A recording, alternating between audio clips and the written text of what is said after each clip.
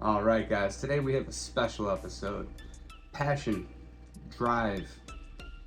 These things, when learned early on in life, can push you to do amazing, amazing things. And my friend Steve here is an example of that. This conversation, I feel extremely fortunate to be able to have had because he is someone that is pushing humanity's knowledge to the limits of what we know. His passion and drive have led to an excellence in his field that has put him in a position to work at one of the best museums in the country. And they have an amazing field program, and he taking the time out of his day to have a conversation with us, tell us a little bit about that, and possibly even in the future do a live. Now, I keep saying passion and drive because when these two things are found early on in life, they can push you to do amazing things. Now, in this story, he tells a little bit about how early on he got involved in the programs, and I hope that there are people out there that if you have a passion and drive and you hear this conversation, that you won't just limit yourself because of an age or a position in life. You're gonna follow those dreams because this guy is an example of exactly where you can be put and what you can do with your life, pushing the boundaries of humanity's knowledge. And yeah, I can't say enough about it. I feel very fortunate. Thank you, Steve, for having this conversation, and let's get into it, guys. All right, sweet. So, what we were just talking about was the boneyard, and Yeah. so the boneyard was this thing I had heard about on Joe Rogan. I don't know if you listen to him at all. Not too much, No, except for the highlights I gotcha. you So see on the reels and stuff. yeah, yeah. So I listen to him every now and then, only for like the conspiratorial those people. Like I love that The stuff. fun stuff, yeah. You eat that stuff up all day. But he Yeah. found this guy. I can't remember what the dude's name is, but he owns a huge plot of land out in Alaska, and he's got like this 5 acre square that he just shoots like a huge water hose and Oh, watches. that's the permafrost up there. Exactly, They do exactly, the same in Siberia. They find these pockets, these lenses that are just full of Pleistocene, Ice Age fossil bone. exactly. Um, I've heard that word, Pleistocene, for sure. He says that he says that a lot. So dude, like warehouses filled with mammoth bones, short-faced bear, like a bunch of just insane stuff that I don't know a whole lot about. But I know that from what they've talked about, it's like unheard of finds. I mean, he actually had a preserved, and people have said that this is impossible. So I don't, like I said, I'm just reiterating what he said. yeah, Um, but he actually took a picture of it. It's a blue feather that was inside of a mammoth tusk. I believe it. I Yeah, mean, you find viable seeds. I know there are yeah, a couple of cases where they've grown seeds from the permafrost. It's sort of I hesitate to say fortunate, but an interesting side effect, so to speak, of the melting permafrost. It's happening all across the globe. We're losing our permafrost, which are a big carbon sink too, which isn't good. But fossils are coming out, many with soft tissues, a lot of yeah, fossil ivory. So the trade is like mammoth teeth and mammoth tusks primarily. One thing they do in Siberia, I'm not sure what they're doing in Alaska, but they'll find a skull of a mammoth. But what they do is they rip out the tusks, they rip out the teeth, and they throw the skull into the lake because it's easier to sell the tusks and the teeth than to try to peddle a complete skull. It takes longer, goes to an auction house. Um, and this is assuming they're all, sort of commercials or private sellers and things. yeah. And of course, a lot of that is illegally exported, perhaps all of it, the Siberian material. But I do see more and more of that. I have people come to me recently. I had a guy with a mammoth tusk from Alaska Dude, pulled out of the ground. It was out there. falling apart, and he didn't know how to stabilize it. Um, and yeah, so we're seeing this material enter the market and sometimes get tossed in museums a little more frequently. All right. Well, yeah, I do know that the one thing that he does with the tusks is, I mean, the stuff that he like can't really do a whole lot with, like the smaller pieces, I guess. Like he'll carve them into things, which is it's a little cringe. Like it's like you're taking this stuff. I don't know. And he also claims to Taking the be place a, of like taken the place of, well, this is how some of them peddle it, like on this legal market, so to speak. This takes the place of elephant ivory. Yeah. So it's like a legal way to sell ivory. But unfortunately, people still sell elephant ivory in places like eBay. They just label it mammoth ivory. And it hasn't put much of a dent in poaching. So the logic for it kind of breaks down there. It's not to say it's not interesting. It's like as long as people are pulling this stuff out, I just wish they kept it all intact so Yeah. we could learn something about it. Yeah. All right. So let's circle back around because I think we started on a really interesting topic there. I'm gonna Yeah, pull up my definitely. notes here. But I think we should start off of, so do you remember me? I do. All right, for sure, for sure. I know. I know we didn't hang out too much, but we were in a couple classes together. Yeah, exactly. I That think it was much like I know. sixth grade, or was it like I don't seventh know. grade? So where did we cross? I mean, I don't mind naming schools. I Yeah, started so in kindergarten was Cherry Hill. yep, me And then I too. went to Haynes Elementary, Yeah, Oakview yep, after that. And then I went to Liberty. for sure. Um, So then it was probably sixth grade because I went to Martino, and oh, that you was went like to when they Medina. opened up Liberty and split us. Yeah, Did you end up in Central after that? yeah, yes, I Okay, did, yeah, we were at Central then. for So for sure. the most part, yeah, we grew up in all the same schools in the same area. It's Yeah, pretty dude, and crazy. I don't know if I'm like projecting on this, but I swear you were interested in rocks and stuff back in the day. I Oh feel yeah, it's been because going on. I know I had a collection, like I had like hematite and like fool's gold and like a bunch of like just rocks. Like I had a bunch of collection. I had like the rock hammer, with like the Yeah. chisel and everything, the square, because my parents had gotten it for me. So I feel like we probably talked about that because I have this like I'm like I know he was into this back in the day too. I don't, maybe I'm There were a projecting. number of people that had come up to me like in high school just with things to look at and identify. I started my career in high school. Ever since I was a sophomore, I started apprenticing at the Field Museum, and this was sort of Really? the thing I wasn't telling anyone. No Um, way. maybe I didn't really care. I don't know. Some people ended up finding out junior, senior year, but I spent every single weekend and all my summers um, doing paleontology, specifically fossil preparation and field work. Since maybe I was a little too young, but I lived for it, and so I still find myself here doing the same thing, which is a privilege. Yeah, dude, it sounds like a life passion. I mean, that is Yeah. something that not a lot of people have. When you're a I paleontologist, it's a lifestyle. It's absolutely a lifestyle. It encompasses most aspects of what we do. Our schedules revolve around it. My entire summer, I'm outside or in a tent. I've spent years of my life just living in the woods. Um, so I don't go on fun summer vacations because every summer is. I hesitate to say a vacation because it's tough work, but I wouldn't give it up for anything else. Um, yeah, yeah, it's sort of pervasive, and you have to give yourself into the fact that I'm never going to be the CEO of some big corporation.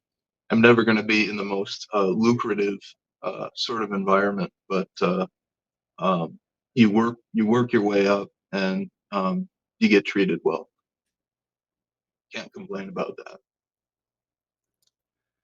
So you said you spend your whole summers outside. So where are you going outside?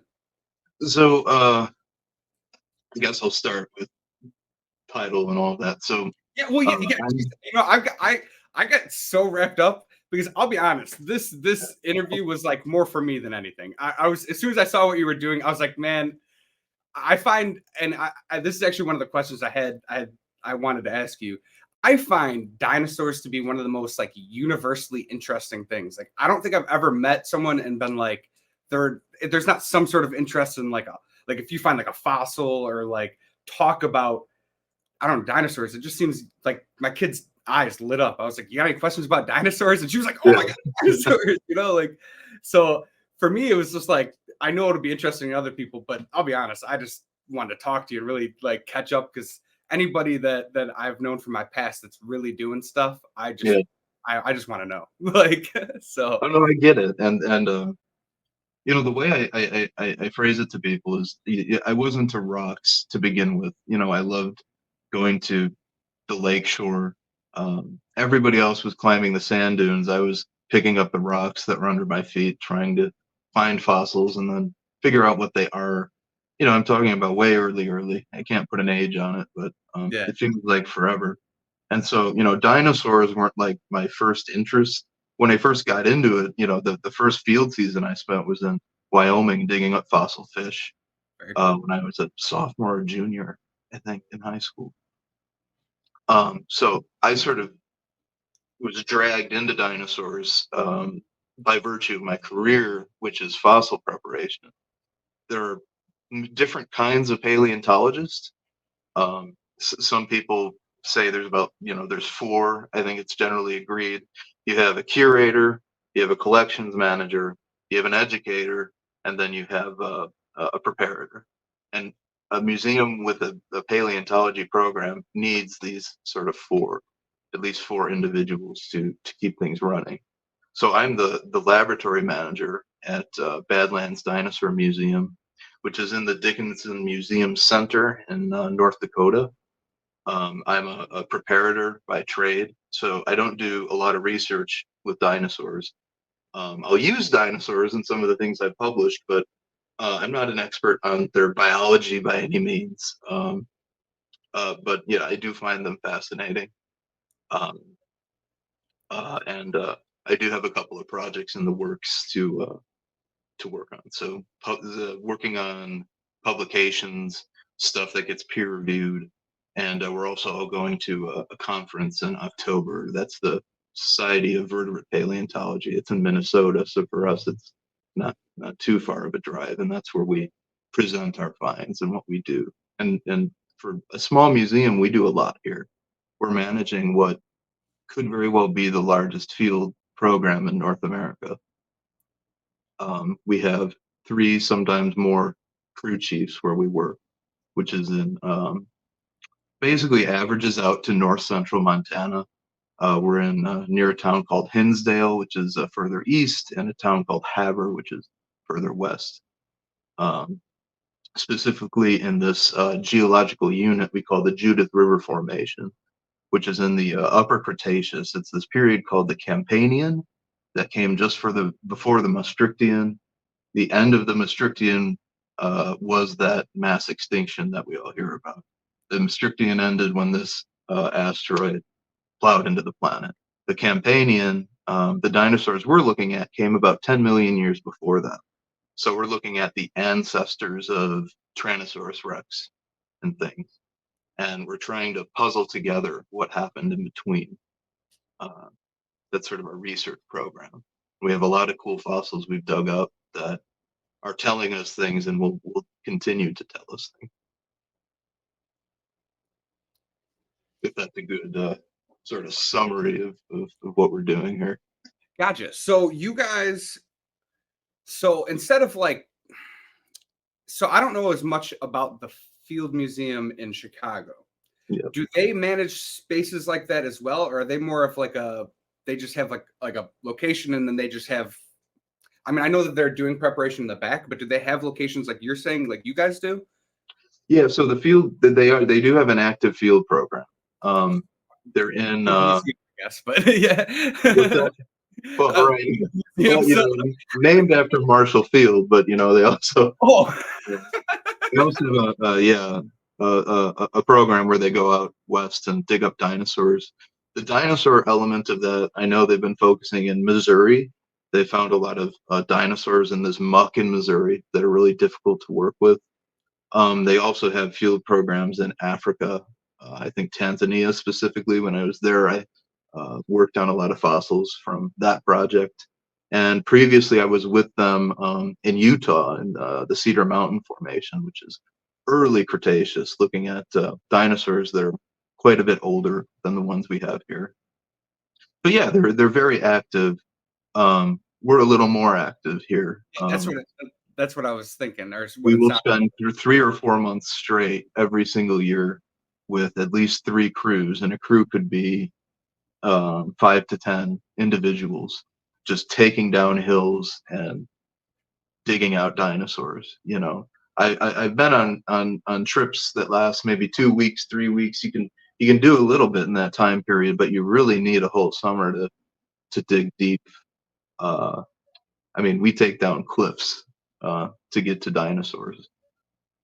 Um, so we use a lot of jackhammers, generators, and often it's quite a hike, sometimes several miles from where you can park a vehicle closest.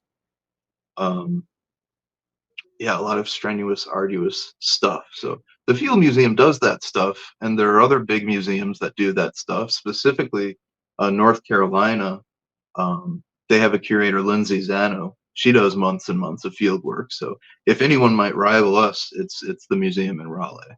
But I don't know who else does more.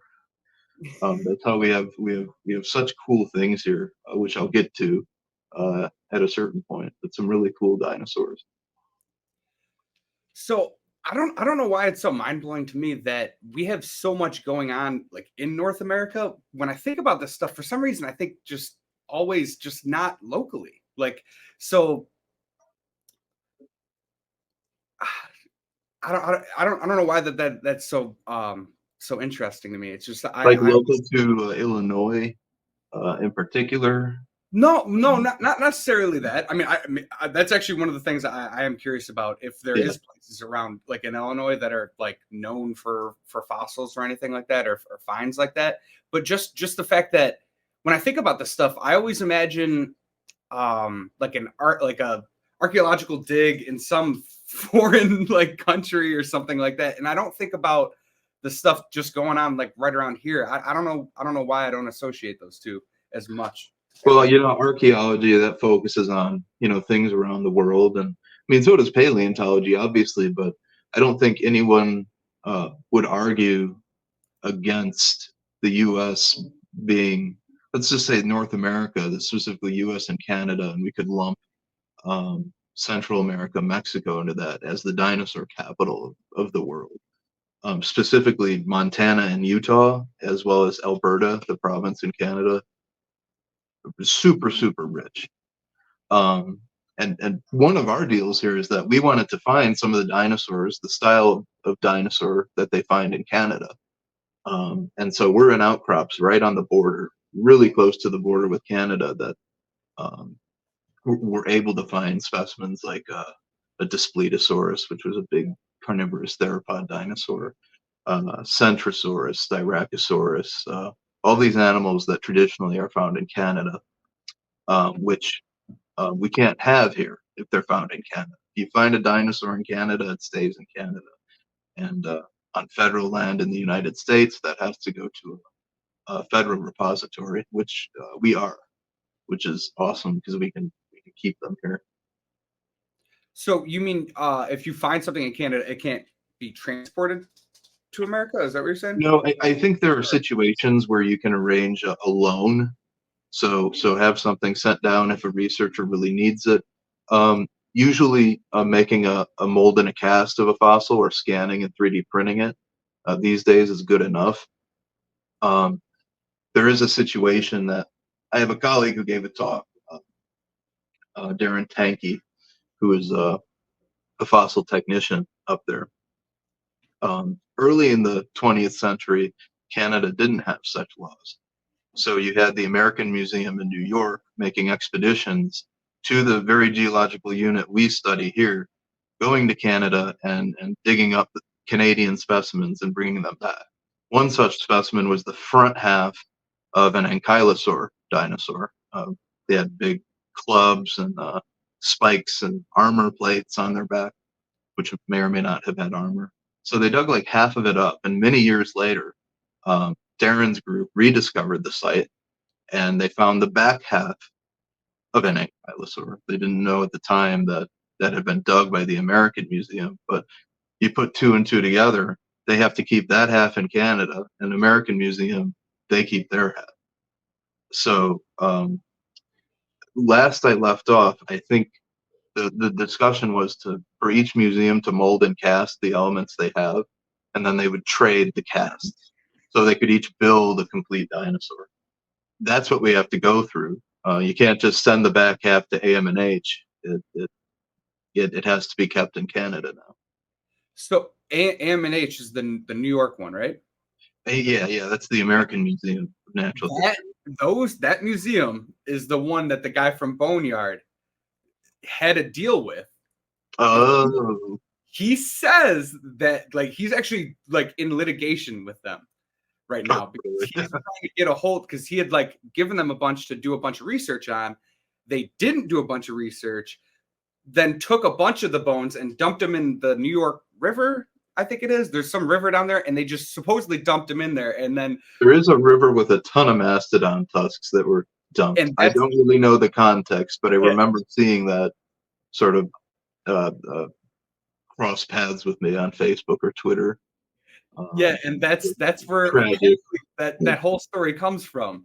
It's interesting that you're like, I don't know, somewhat kind of tied to that kind of interest that like that whole thing. Well, that's one of the great sort of historical museums we have in this country. AM&H was doing sort of the legwork, being the leader in field work in the early 20th century. But the Field Museum was, of course, really close. They just came a little later. Came to the game a little later, I should say. AM&H had Roy Chapman Andrews at its helm, and he was very good at finding things. He would go to Mongolia, and he brought back a lot of Mongolian specimens. And there's another issue right now with that, is that they were never taken legally to begin with, and Mongolia wants its fossils repatriated. So that's the famous story with Nicolas Cage as well. Nicolas Cage bought a skull of a Tarbosaurus, a Tyrannosaurus rex relative, that was dug up in Mongolia. Now, he didn't, according to him, he didn't know the circumstances, and it was sold on a legitimate auction at like Christie's or something like that. But the government did seize it, or rather, I think when they said they're going to seize it, he gave it up, and they sent it back to Mongolia. So I know anybody who has Mongolian fossils, they're either dealing with this right now or they will deal with it at some point. That's wild, man. Nicolas Cage having a friggin' skull. The stuff you can own when you get so much money, man, just blows my mind. Like, him and DiCaprio, I think, was the other one who was buying some Mongolian fossils. And they thought it was legit because it was a legit auction house, but not so much in the end. I think it's one of those subjects that there's so much to ask about, and it's all, like I was saying, it's just all, to me, generally interesting. I could listen to this stuff for hours. I mean, just yeah. I mean, yeah, it doesn't get old. Yeah, We have our moments. We have our moments. Maybe 2 months into the field season, where we're all, I hesitate to say burnt to a crisp, but very tan, and the lactic acid is built up, and we've all lost like 100 pounds, and we're just like, how do we keep going? But we do. It's the most arduous field work I've ever done here, but we pull out some really cool stuff. Some of which we have to use heavy equipment to get out when we can. I think it's interesting. The quote I've heard with a lot of people in science is, and I'm going to misquote it, but like standing on the shoulders of giants. Yeah. I think there's so much of like legacy in science, like because you have like so much that you're learning just takes so long, so it's impossible for like one person. They could dedicate their whole lives, and you have to pass these things to the next generation and the next generation to constantly learn. And to me, I have like some very some weird kind of like regrets about life, which are just like, I'm not going to be able to see everything. And I know that sounds ridiculous, but like I can't go to the past, and I can't literally walk with dinosaurs, and I can't literally see, like the fauna and everything from just like millions of years in the past, like what's actually happened. I can't do that. And I won't be able to see what happens thousands of years in the future, millions of years in the future. Oh, I only get this. And just the fact that people like you give us some sort of glimpse into that is like the only thing that gives me sleep at night. I swear to God, because if I every decade we're zeroing in on what things looked like a little more. It takes time. I mean, look at what they thought in the late 1800s. You see the Crystal Palace dinosaurs in the UK. At the time, they were like the golden standard, but they just look like, to me, rhinos now, specifically the Megalosaurus. Ideas change. In our museum, we have some of the most lifelike reconstructions of dinosaurs, specifically a Mononaiking called Triracuncus that we named a few years ago, and a raptor called the Caroraptor, which is from the Cretaceous of the United States. We work with really good sculptors, and one of ours won the Lasendorf Prize last year, no, a couple years ago, and that's our society's highest honor for paleo art. We're trying to make things look more realistic, and soon perhaps update our exhibit hall a little more. So But yeah, I paleo, mean, we can zero in on that, especially with some of the studies that are coming out about fossil melanosomes and proteins and osteocytes, osteoclasts, osteoblasts, things like that. As the limitation is the technology. But I have no doubt in many fossils, much of what we need to know is preserved. We just can't see it yet.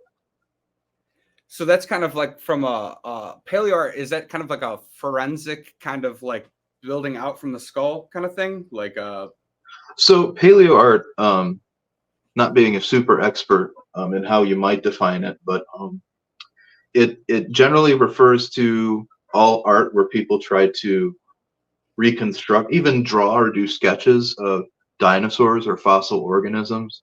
It's sort of its whole sort of realm of art.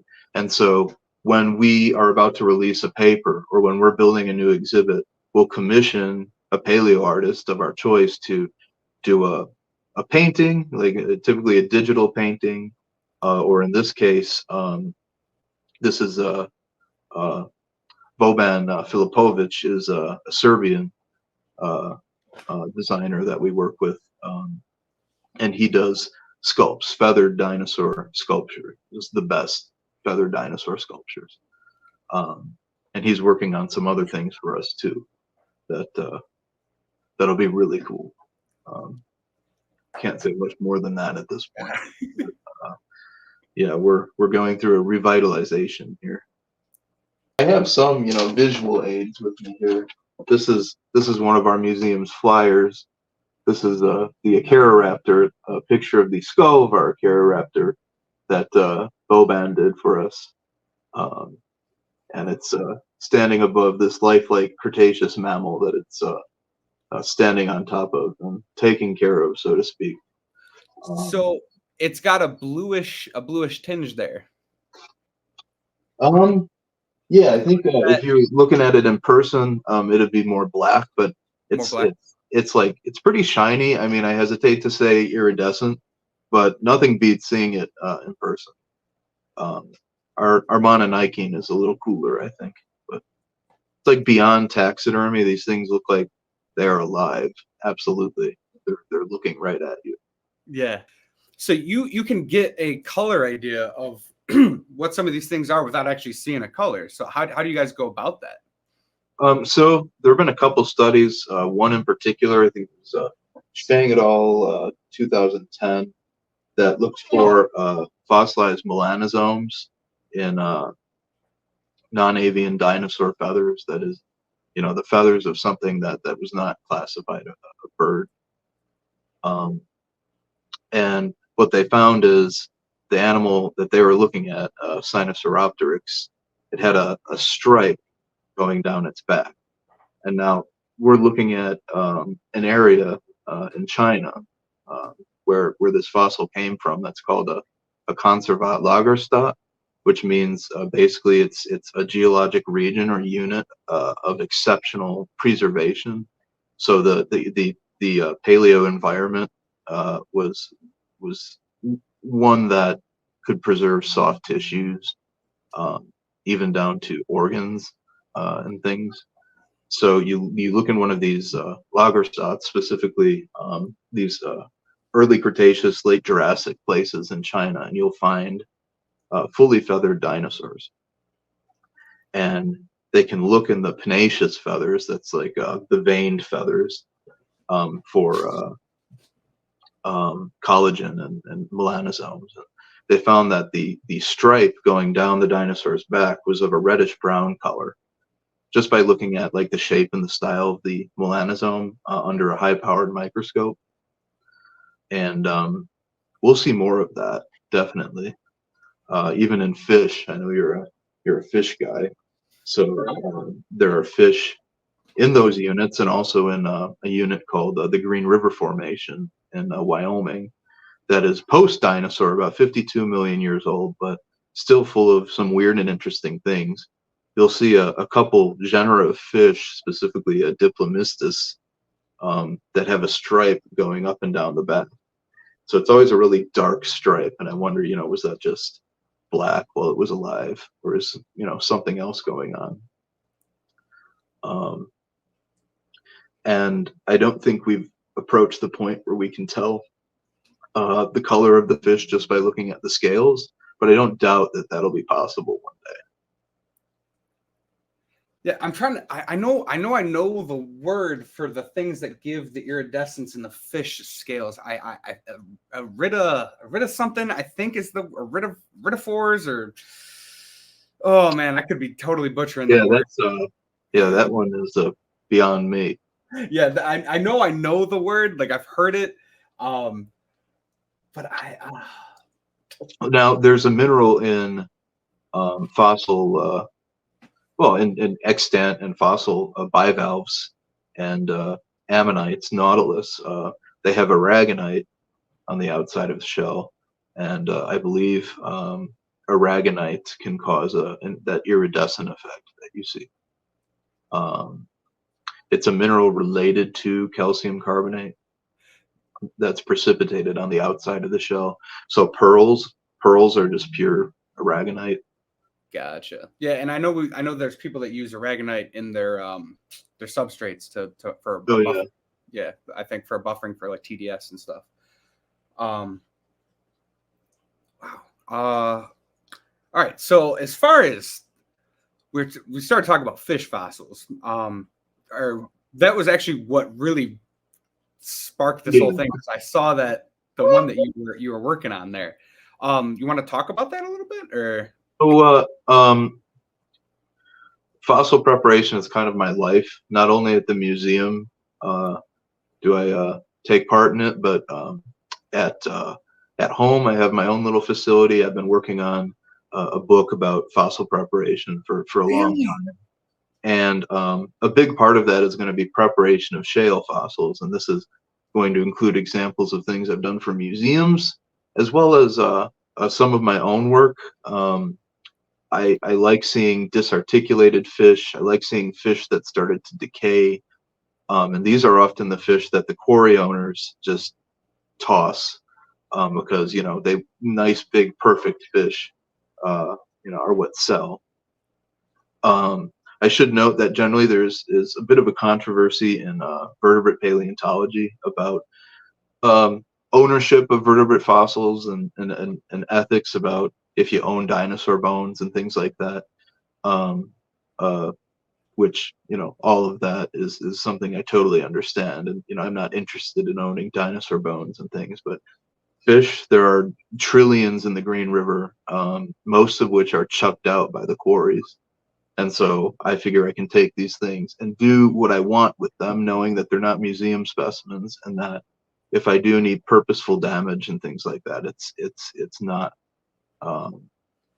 reposited in a federal facility or anything like that. I also train people on fish, so I will bring or at least have partial fish brought in to the museum lab, so that volunteers can learn manual techniques of fossil preparation. So it's just working with dental picks and other tools under a microscope. Because once you learn how to carefully take out a fish fin or a fish scale from a piece of shale, once you have that level of skill and care, then you know you'll be good with a dinosaur bone, because it's a little easier to not explode, I should say. And so my project at home basically involves using all of the tools a fossil preparator uses. How do you mess up? What do these disarticulated fish look like prepped? Because I don't think enough of them do get prepped. And can we see patterns in how fish decay at the bottoms of lakes? And Disarticulated, you mean like so severed? so Or that's when there's this principle we use in taphonomy, which is a subdiscipline of paleontology. It's like paleoforensics is a good way to think about it.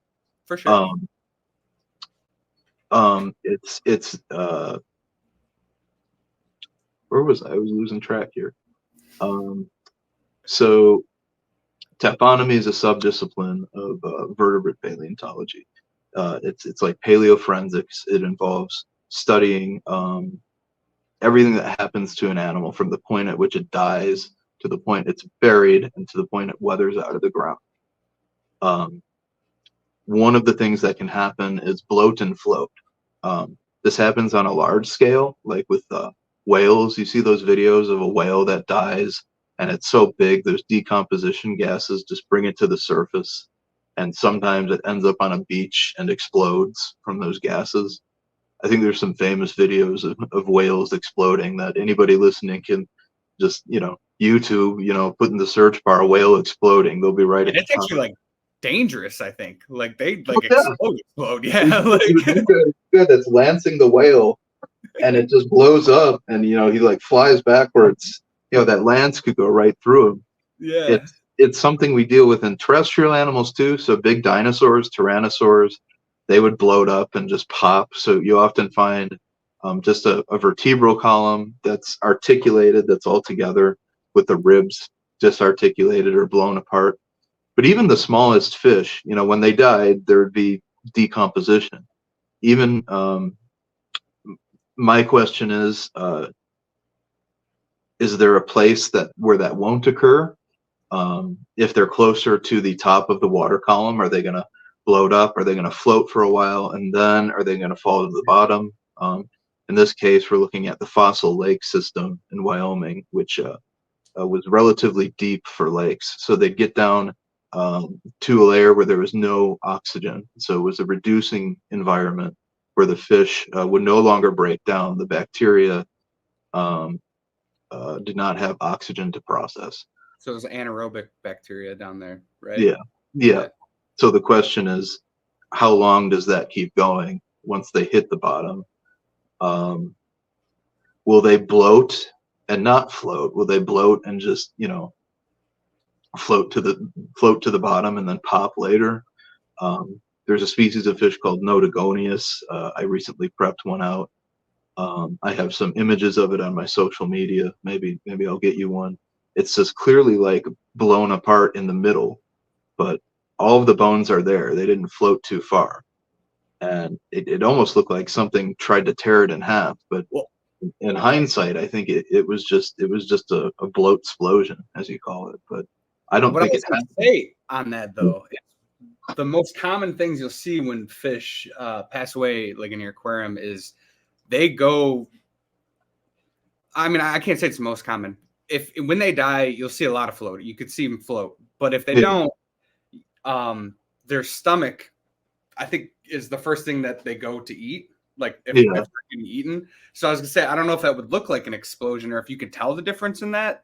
So like if they were getting, and then that would cause them to sink, and like if they were getting predated on, like you were kind of saying, like someone tried to rip it in half or whatever, then that would. I think what's assumed in the Green River Formation is that any evidence we see of predation happen somewhere near the top of the water column, because not many things are going to be crawling around down where these things are found. You don't often find trace fossils fossils of movement that include footprints, but you can also have tail fins leave this S curve in the sediment.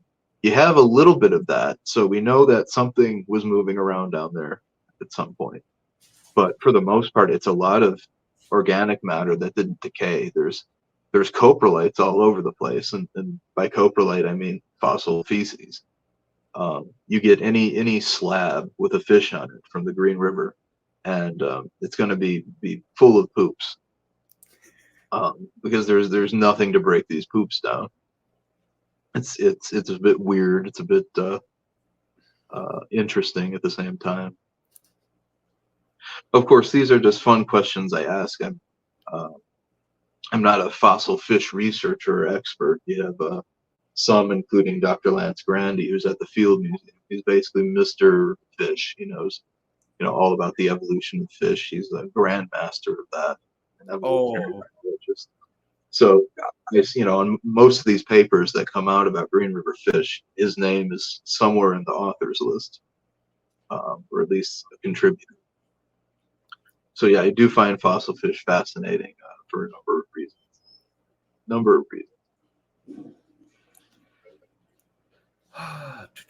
So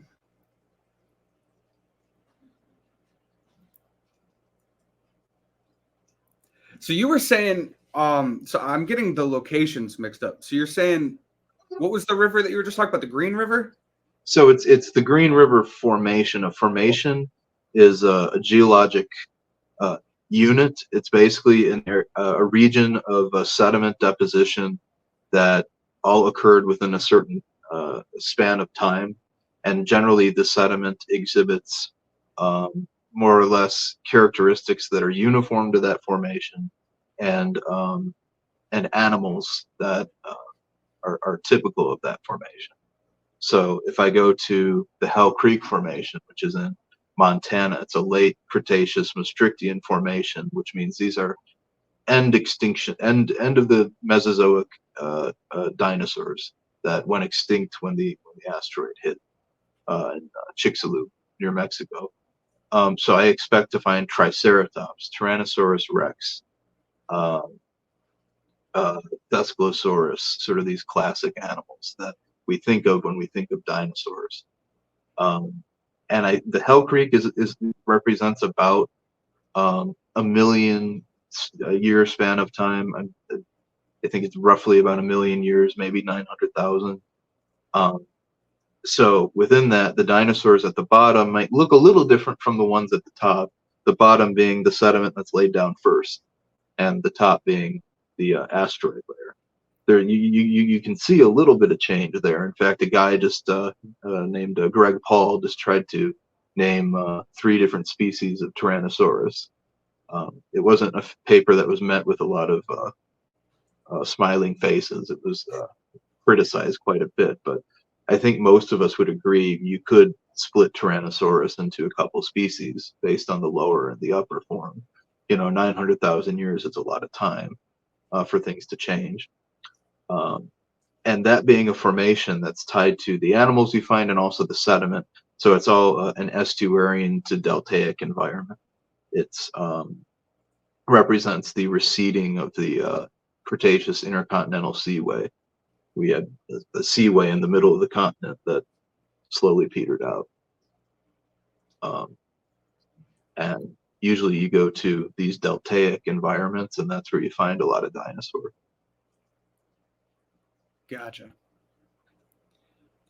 So how that relates to Green River is that this unit is lacustrine. That means it was deposited underneath a lake rather than by a river or a flood or under the ocean. It's a lacustrine. So typical of a lacustrine setting, you have shales that are laminated. So you have individual layers that are paper thin in the shales, because the sediment's all coming down at a very even rate. And sometimes you have 2 layers, like a spring layer and a fall layer. So you have a dark layer that represents heavy accumulation of organic matter, um, uh, sort of at the during and at the end of the what you might call the flowering season, the Spring. summer, yeah, Summer. spring to summer. So you see these darkish, more orange layers that are then followed up by these white kind of winter layers where there's no organic matter being input into the lake system. And so you find all of the fish in the Green River sandwiched between these laminae that are called varves. So for every two varves, the idea is that you have 1 year, and there's one layer in the Green River Formation, particularly called the 18-inch layer, where most of the fish I work on are from. We can count the laminae and say that was deposited over a period of about 4,000 years, give or take. And this was a period uh, in the lake system that I believe the lake is thought to have been a little deeper. And so you had better preservation of the fish, but it's also very rich in oil. So all these shales are oil shales mixed with limestone. So when you work in the quarries out in Kemmer, Wyoming, you lift up these big slabs. You're able to use shims to split the layers apart because they're so well laminated. You lift them up and you see like pools of oil that in minutes are gone. They just go into the atmosphere. And sometimes you see the shadow of a fish. So you can never work at high noon because then you see no shadow. Um, and so that's what I mean by Green River Formation. It's just that general area that was laid down by Fossil Lake and the accompanying lakes. And so it's split between southwestern Wyoming, northeastern Utah, and northern Colorado, I believe. It was one lake system. So you said shadow of the fish. So you mean like where the oil is missing, that is where the fossil would be located So straight down, or the like oil will basically kind of pool at the sort of the lowest horizon, uh, you wait for it to go away, and then sometimes fish split out, and you just see the fossilized fish right in front of you, the bones and the scales. Other times, most of the time, you have the fish underneath the top layer. But when the fish died and sediment started accumulating above it, it was such a fine environment that you have the shape of the fish sort of maintained in the sediment over time. And, yeah, and so for about an inch or two, depending on the size of the fish, you can see if you angle the plate of shale and under the right light, you can see the shadow of a fish that's buried a centimeter, an inch underneath. Um, so in the quarries, you need the sun to be at an angle. Um, so we wouldn't work for an hour starting roughly noon or whatever the time is that the sun is highest. And often we'd actually come out at night with a bunch of floodlights and do some work as well. wow. So when you guys are working on those, do you date by literally counting the layers? Because that seems insane. It, it, But it, it, it's not as it's not something carbon, that like it's not something that's often done. In this case, um, I believe it was Grandy and Bukaim, if I'm pronouncing his name right. If you're able to show that the layers are seasonal, that you have a winter layer, a summer layer, a winter layer, a summer layer, then you can definitely count by two to say two, two, two, two. Okay, that's 4 years. Um, and of course, laterally, if you look miles and miles laterally, you're not going to have the same amount of laminae because eventually, you go out for miles, that lake basin starts coming up. So there yeah, are only certain places you can find that 18-inch layer, certain places that haven't either eroded away completely or aren't too deep that they're impossible to get to. Um, but yeah, I think that answers the question. With the don't know where we are on that.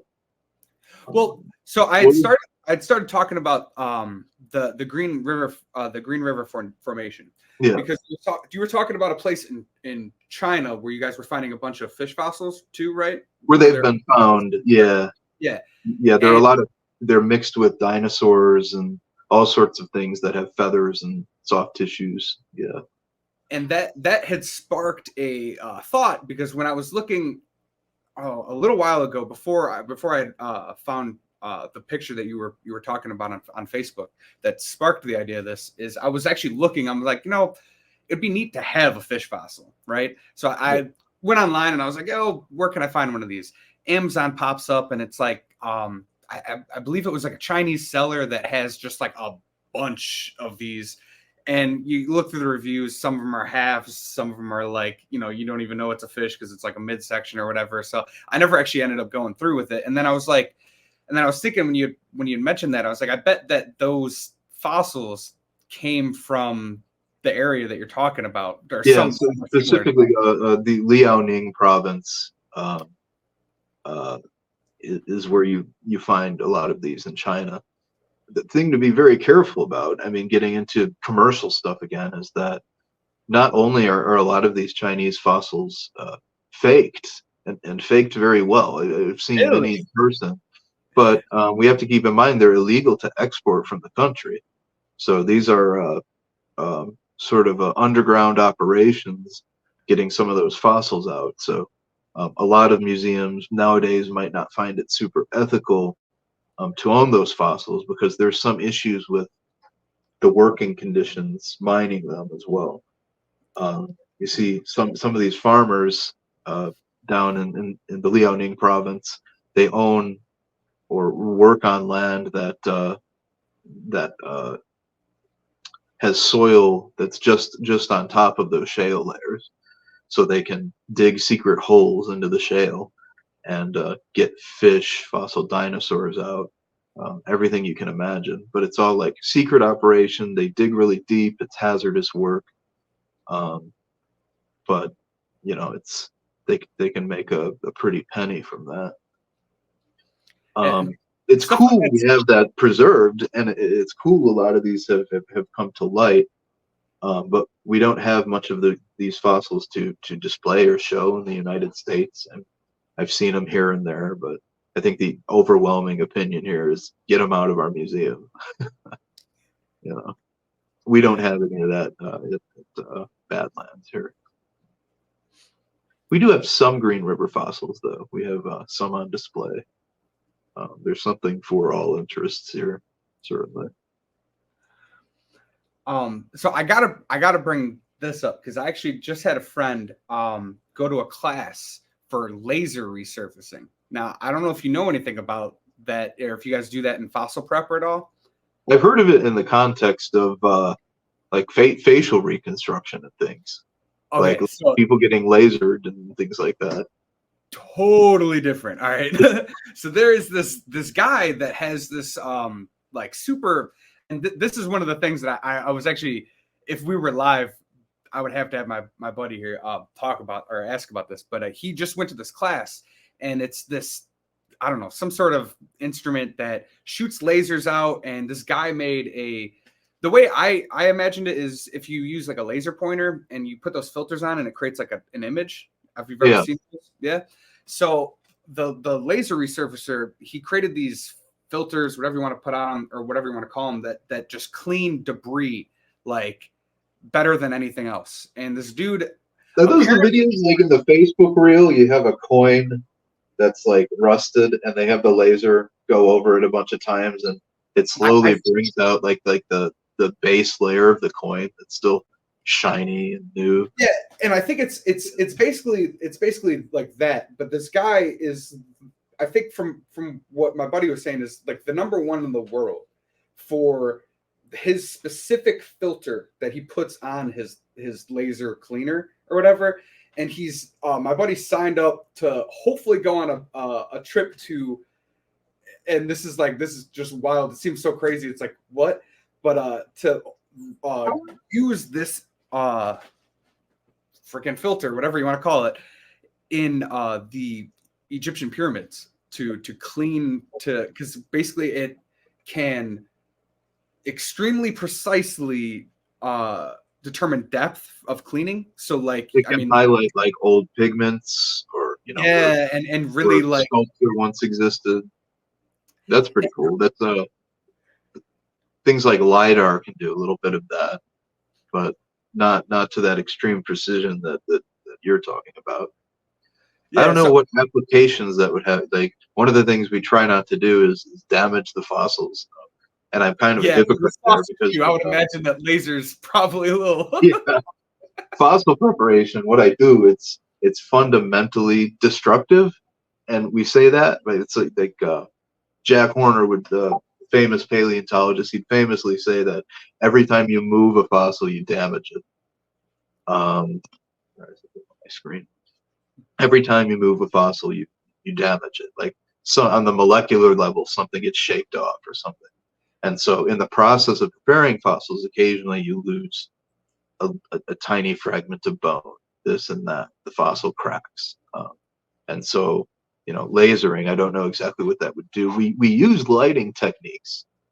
So there's a technique developed by Mike Eklund, who's a really well-respected preparator. He calls it progressive photonics. And that's where we use different wavelengths of UV light to try to look at fossils and see soft tissues that we might not be able to see with our naked eyes, which we've done successfully a few times. We have a Lambeosaurus skull in the lab right now, a big crested dinosaur, has a big crest on its head, duckbill dinosaur. We can see some soft tissues on the spike, which is the horn in the back. Looks like the area where keratin would grow. There's a series of scaly bumps in the sediment, in this iron-rich sediment. I came across that, and I'm like, hey, that might be something. We put a 365 nanometer laser on it. Sorry, UV light on it, a flashlight, and it just lit up. And this Lambeosaurus also has skin preserved, like skin across the whole body, so that fluoresces under UV as well. Mike took it to the extreme. He has a number of discrete wavelengths, and 1 minute you see nothing, the next you see the digestive tract of a fossil snake or something.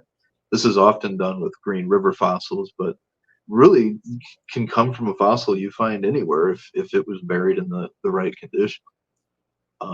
And that's something we're doing here right now, is putting our fossils under different wavelengths, seeing what else is going on. Now, you mentioned earlier that the stuff doesn't get old, right? Like, what does that feel like when you see stuff like that? I mean, like, to me, it almost gives me goosebumps just thinking about it. Like, just seeing I don't know, a bit of a jolt in the heart, because when we're walking around with with just a UV flashlight, for example, most stuff is dull. Like, paper lights up quite a bit, but we're used to seeing dull fossils, and then we shine it on our tyrannosaur teeth. We have some tyrannosaur fossils here, a skull with a bunch of teeth, and the teeth go yellow, bright yellow. They're normally just like sort of this jet black color. With the 395 nanometer light, they were still just dull, but just a few nanometers under that wavelength, and it's totally different. So it does all depend on the wavelength of light, and then your basics are, you have UVB, UVC, and 365 would be like tanning bed material, so we don't shine it on ourselves too much. You can feel it burn, things like that.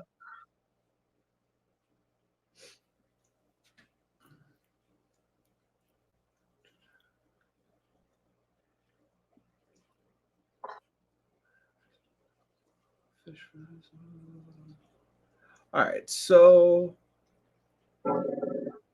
well, why don't you tell me about some of your specific hobbies? Because I know we were talking about, or you had mentioned I think it was a post about Brian, the reptile.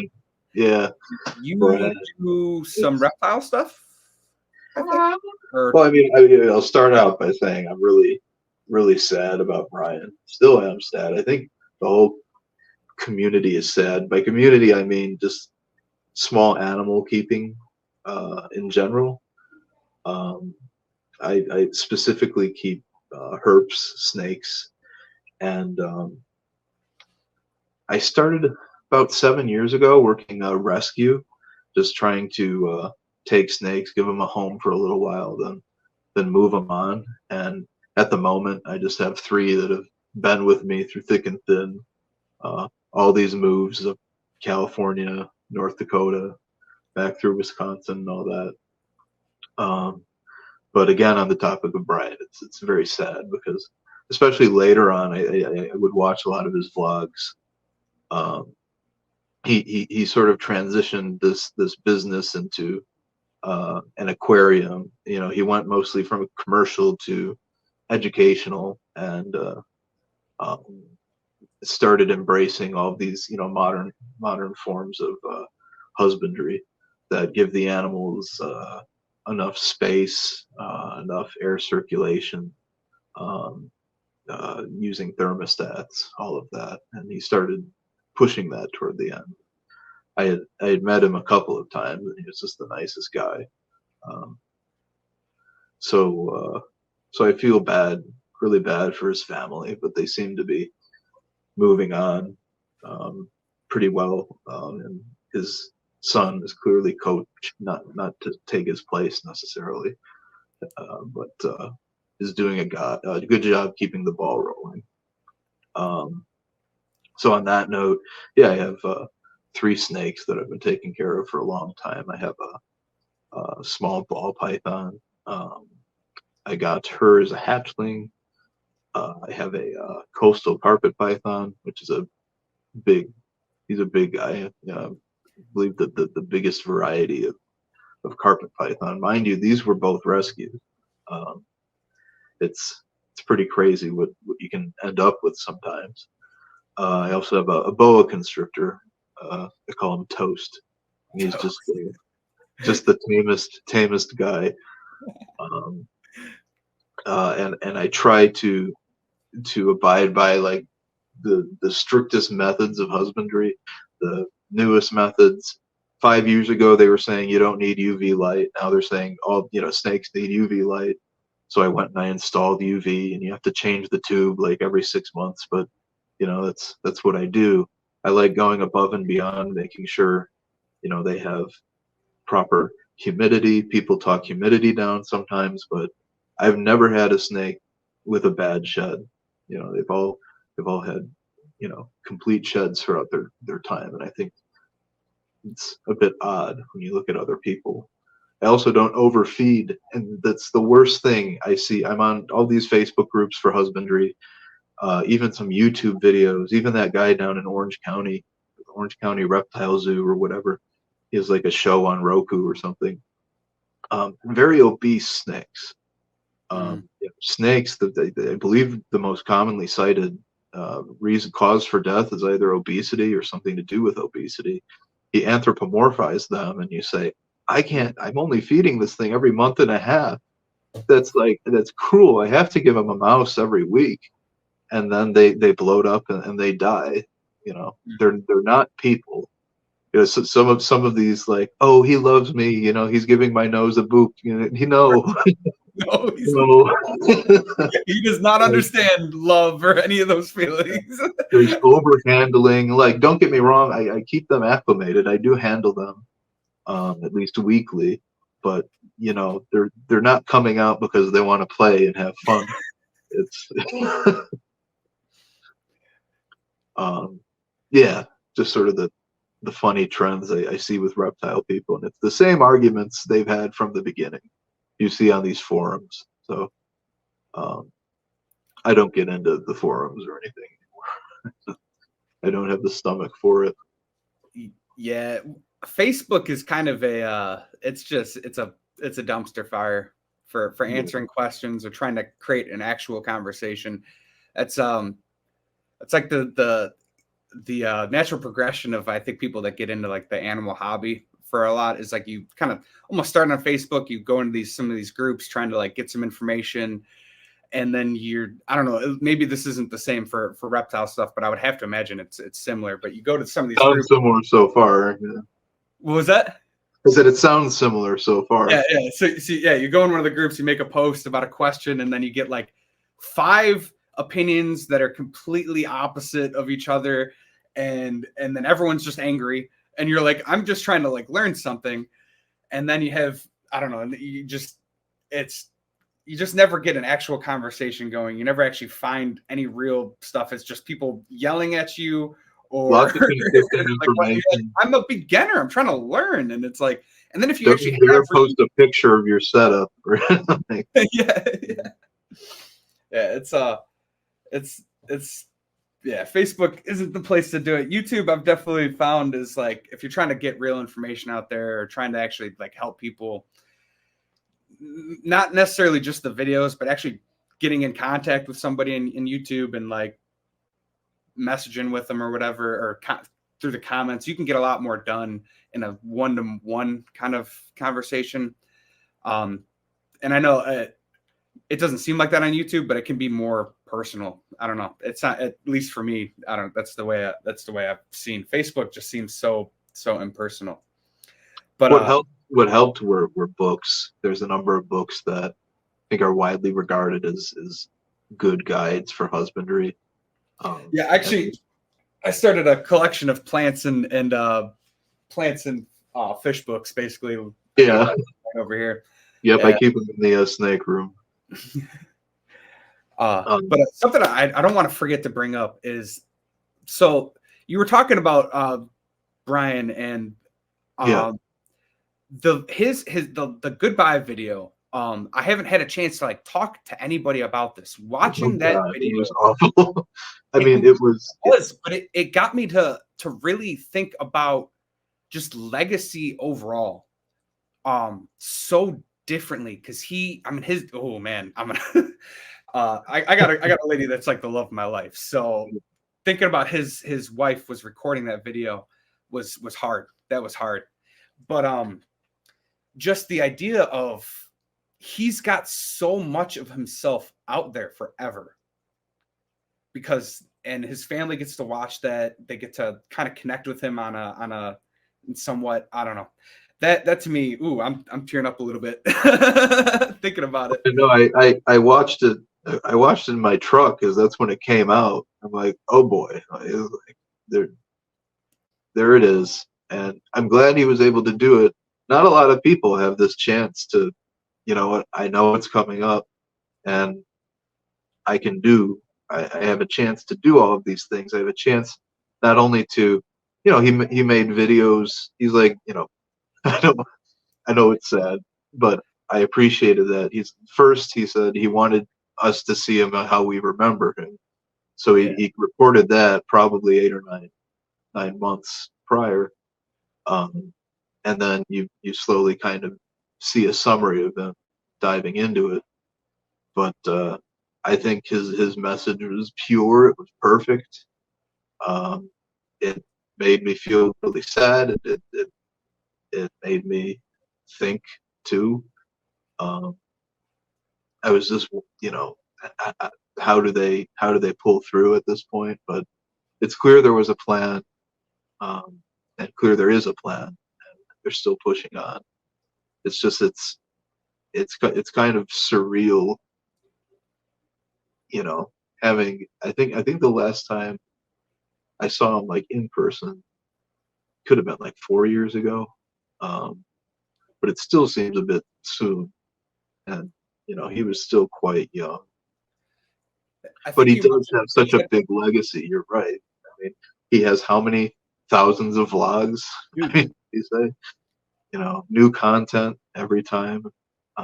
That video, I mean, it literally changed the way I think about like my YouTube channel. I want it to be a reflection of, you know, like who I am, because I can put it out there, and I'm not trying to get famous or anything doing this stuff. You know, it has, I will be honest, it has created I have a name for myself in my local fish community. People actually do seem to like know who I am, which is kind of weird.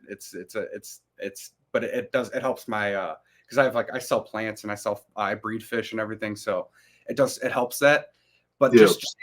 just having the ability to, I don't know, record your thoughts, your feelings, who you are. It's something that no one else in the past has been able to do. I think about like Facebook seemed so ridiculous when it first came out to me, and it still is. But just the fact that you can have these things that can exist for, I don't know, as long as those servers exist out there, it's really something. We get to like leave marks. You're doing that in multiple ways, man. I mean, you are the giants that people are going to be standing on your shoulders, like. Yeah, I mean, I hope I hope it outlasts me, hundreds of years. That would be ideal. I mean, we in this field, all of us have worked with collections that are old. I would deal with collections at Beloit College. That's where I got my bachelor's. I studied geology. I worked in the collections there. There are labels that go back to the 1700s, and sometimes the fossils are in great shape. Other times it's a pile of powder in a box. The conservation, preservation techniques are always changing, becoming more modern. So even bones that were prepared, worked on 50 years ago, you look at it and you're just so sad. Like, oh, I wish I got my hands on that. I wish they waited a little while. But we're up to the highest standards here, and we have all the best equipment in our lab. It's a little small for the size of our program. I mean, our research program is huge. The lab, hopefully, will have a little expansion at some point, so I can have more volunteers and increase the output. Every year we bring in more things than the lab can spit out, and that's typical for museums. The field museum has a backlog, famously, of like 100 years for fossil preparation. But I am proud of what we build. I'm proud of all of my volunteers. I'm really proud of our lab. Hold on 1 second. Did you say you have a backlog of 100 years? The field museum. 100 years of work ahead of you? Yeah. Jeez. Well, no. The field museum has that 100-year backlog. We have a backlog. It's not 100 years right now, but it builds up. You collect things, and the preparation process is much slower. But we're getting things done at a really good pace, I should say. I think we'd beat out some other museums, and we don't work too quickly. We have a lot of high standards here. I want everything we churn out to look better than what the field museum turns out, what the American museum turns out. So you suffer a little time, but the final product, you'll see some of our fossils eventually. The final product is awesome. So, just very, like I said, very proud of all of our volunteers here, how much they've learned and taken in so quickly. Because we're a young program too. What's that? You think you wanted to show off? Did you have anything that you wanted to show off? I have like some visual aids. I have let's see some of that. Tools we use in fossil preparation. So there's some cool stuff. So this year I was digging up an animal we're calling Hulger as a nickname. Hulger is a Daspletosaurus, a relative of Tyrannosaurus rex. This is a piece of the right maxilla. That's the right upper jaw. The site is basically a skull that's in pieces. It was probably stepped on or something chewed it up a bunch. So there's a lot of ancient breaks that fit almost perfectly. So this is the snout. This is the front of that jaw, and the ancient break is right here. It's not. I don't have it perfect yet. I don't have all the sediment out, but that's crazy. Yeah, I'll hold them like that, sort of. Yeah, they go together like that. Yeah, Nice. this was dug up just this past August, toward the end of August.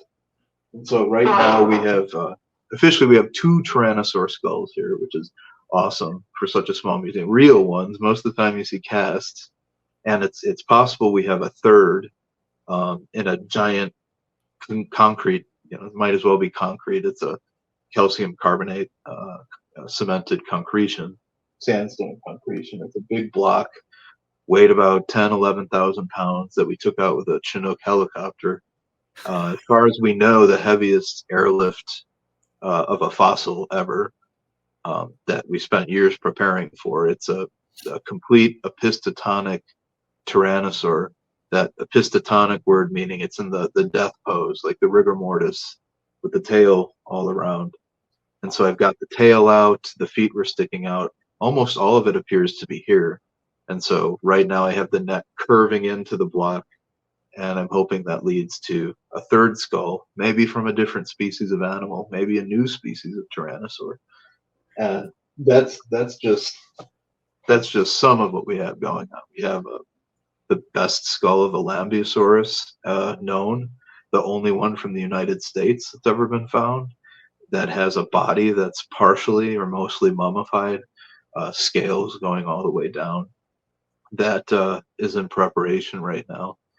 One fun thing, I dug out this Triceratops upper jaw when we were prospecting in late August.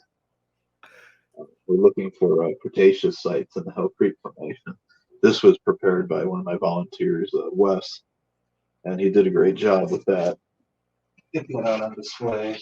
So something that I think I've learned, and I'm going to ask if this is true. So the dinosaur that's in the back of you, I can't tell based on is that a full size, or is that that is a full size reconstruction of Leptoceratops. That's what I was getting to. So when you this is maybe one of the few places this has been seen so far, but Leptoceratops was a small ceratopsian dinosaur that lived alongside Triceratops. It's a different species, thought to be burrowing, and so we have a whole Leptoceratops exhibit that we're planning and building. Did you say burrowing? Yeah. So our curator, Dr. Denver Fowler, has posited that they were burrowing animals based on where you find them, how you find them, and some of that research is ongoing and kind of being hidden, tucked away until it's published. How tall is that thing? Because it's hard to tell from. So from the table, you see the table, yeah, from the white tabletop to the top of the skull, that's about 4 feet. Okay, for sure. So all right. I couldn't tell how far back it was from you. It was kind of so 4 feet. About the size of a really big pig. It's not maybe a little taller than that, but yeah, that's something that we 3D printed and put together. You could call it paleo art. We commissioned somebody who's very experienced with CAD, computer aided design. That his name is Justin. He runs a page on Cults 3D called Inhuman Species, where he just sculpts all of these great skeletals that you can print out. And so we've consulted him for a number of projects now. We have a big 3D printing regime here. On the daily, we're always printing something. And this is for an exhibits and education purpose.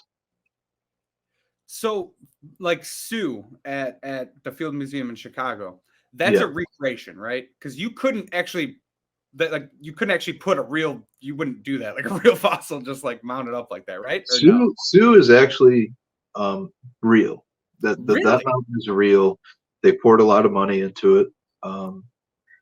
Everything except for the skull, they have a cast of the skull because it's so heavy. It's so massive and it's so valuable still for research. The skull is in a case right in front of that mount. So the real skull is on the ground in a case. They made a really light cast and put that up. but everything else is real, including all the belly ribs, the stomach ribs, and everything. And so that's more unique to them. Like most of the things you'd see are recreations, or is that more like average to do? You're going to see casts or reproductions.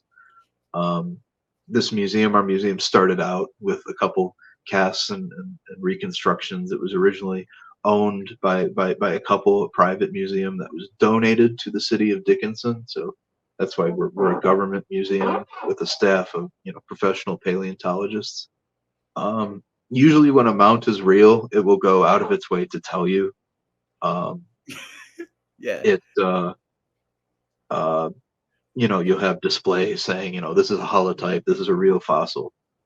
We try to push that. And in the future, we're going to have a number of real mounts. They're not all going to be like this, like standing up. Some of them we call wall mounts. So they're leaning on the side. They're sort of at a 45-degree angle to the wall, so we don't have to, especially with the mummy stuff, the skin stuff. So we don't have to, hang that up or hold it, by steel that could bend. Some of these blocks are like 500 pounds. You can't always get all the bones out individually.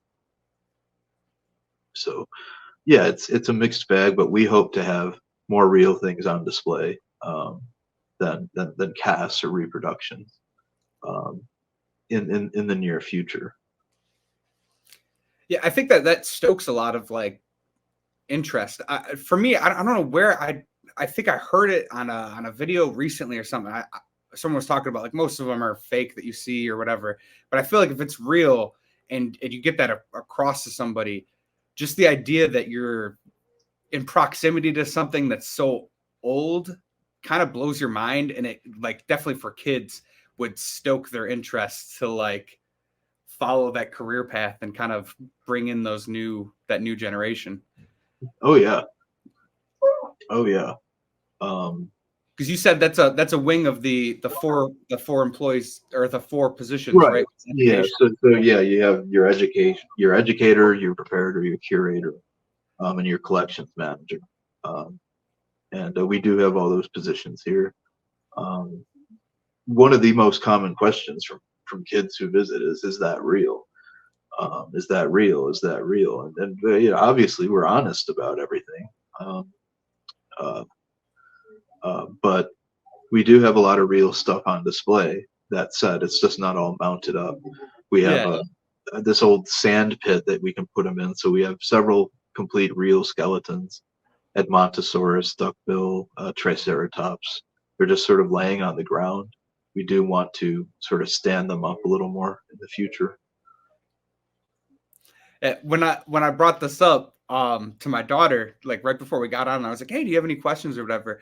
The first thing she was super excited. She's like, "Dinosaurs, blah blah," and then she's like, "Wait, hold on!" And she goes to her room and she grabbed the what is it? National Geographic. I think it's a National Geographic, like one of those like cardboard boxes that have like the fossils you can like dig out like in the sand bricks or whatever. Yeah. She's like bringing it out. Yeah, she's bringing it over here. She heard me talk about it. But yeah, it's like one of these things. So then she was like, "Oh my god!" And she started matching up all the individual fossils that. Oh, geez.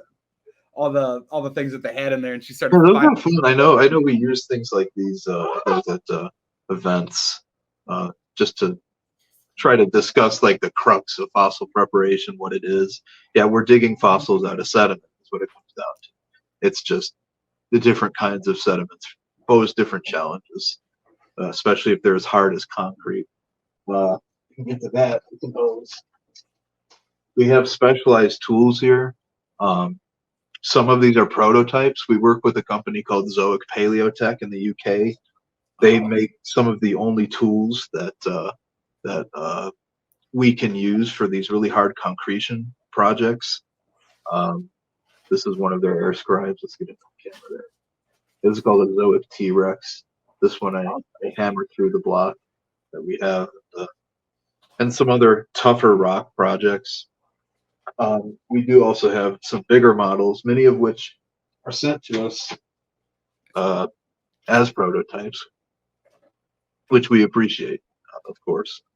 And we've purchased a number of this company's air scribes. We have stuff for the finest kind of work, and we have these heavy duty models. And I guess by air scribe, I should explain. I mean, yeah, I was gonna ask. I didn't want to cut you off, but the little air scribe, that pen thing, that needle, does that have a hole in it and it shoots air out, or is it actually moving that needle as like impact? So here's a different air scribe. This will give you an idea. I think you can see that. So these are like little jackhammers is what they are. This one's actually called a micro jack.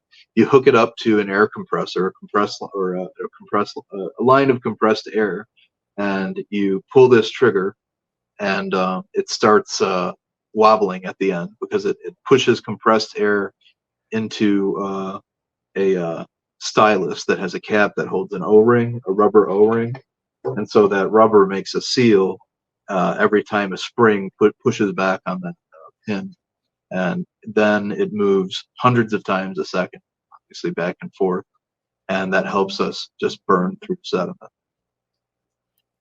And we have just many different styles and builds of these air scribes. There's a paper that came out recently, published yesterday, I think, maybe 2 days ago. A design for an air scribe you can build with materials you find in a hardware store. My old mentor / boss, Akiko Shinya, is an author on that. And so, yeah, we like building new tools too, and trying to develop new techniques, cradling techniques for flipping bones. That's more of what's in my wheelhouse. Yeah, because you said you specialize in decay, right? Was I think what you we're messaging about, right? Yeah, specifically taphonomy. That's what I've done work on, my undergraduate work, and some publications that have resulted.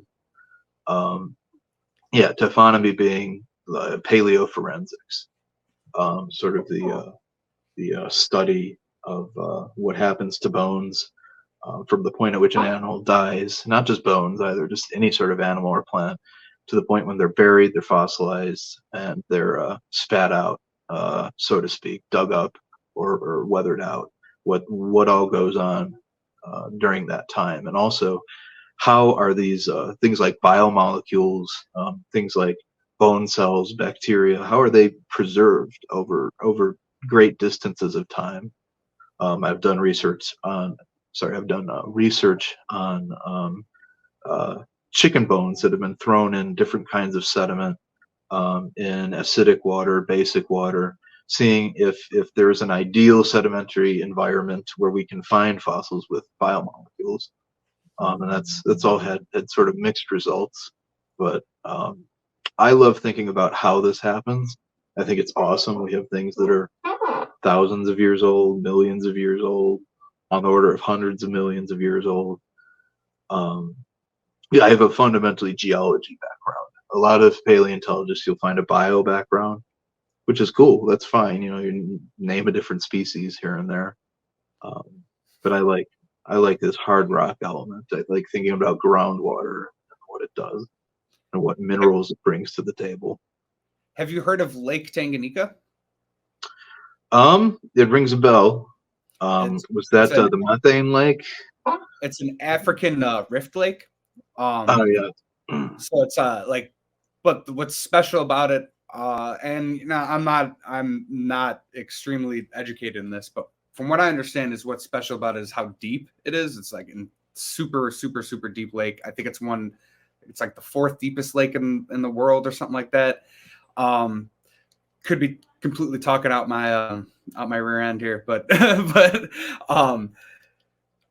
and it's got hard water, and I really think that, like, from what I've heard, the calcium really helps with that. Yeah.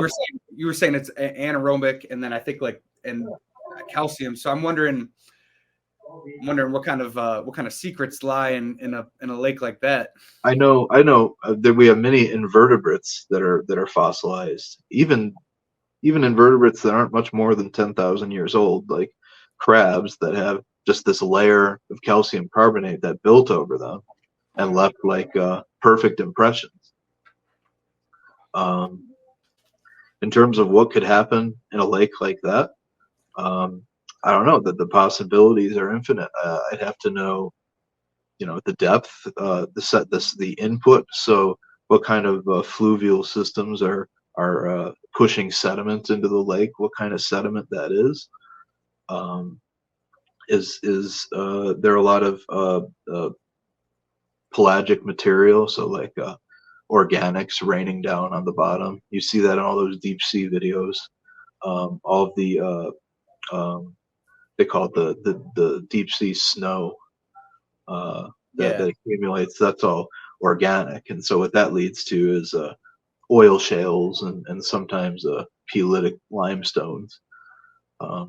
It depends on the type of sediment, the groundwater flow, and ultimately what kind of animal and how fast they're buried. Speed of burial is very important if you want soft tissues, that is. And then I guess I was just thinking about this while you were saying that is so do you find more stuff in would you even know if it's freshwater, saltwater? Like or is there, because like biology seems to stem from everything in saltwater is smarter. So to me, it seems like that was like an origin of life. I'm talking out my ass. I'm not educated nearly enough in biology and all. Yeah, that's a little beyond me too. I know. I mean, we'll often be able to tell if a rock was formed in a saltwater, freshwater, or we'll say aeolian environment, that is a wind-driven environment. If we're looking at the animals that are preserved to tell us what happened. With fish, it's particularly tricky because we have a lot of freshwater genera of fish, especially in the fossil record, that have very, very similar cousins in saltwater. And, yes. and you have some species shift from saltwater to freshwater environments pretty rapidly.